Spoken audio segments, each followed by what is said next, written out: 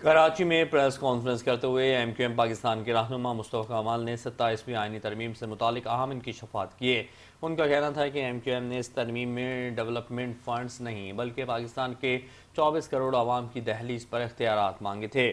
انہوں نے کہا کہ پارٹی نے آرٹیکل 140A سے متعلق اپنا بل آج بھی زندہ رکھا ہوا ہے۔ ہماری کابینہ نے بھی اسمبلی میں اس بل کی مکمل حمایت کی۔ یہ فیصلہ کیا تھا کہ اگر کابینہ میں بل ڈسکس نہ ہوا تو ہم استعفیٰ دے دیں گے۔ مزید کیا کہا، آئیے سنتے ہیں مصطفیٰ کمال کو۔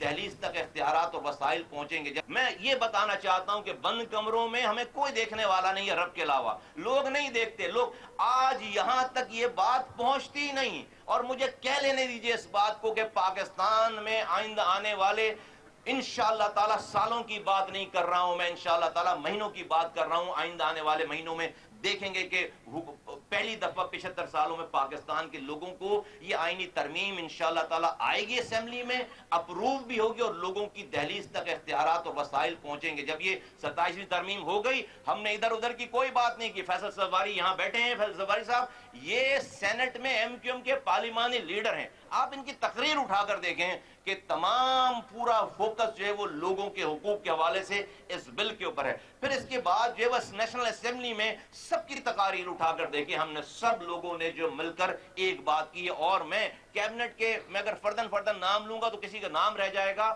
تو اس میں بہت زیادہ ناراضگی ہو جاتی ہے، لیکن میں دو نام، رانا تنویر صاحب جو انڈسٹریز کے منسٹر ہیں، اور میں خواجہ آصف صاحب کا میں نام لے کر، اور وزیر اعظم پاکستان اور تمام لوگ سب نے جو ہے وہ اس کو ووکل ہو کر اس کو اپروو کیا۔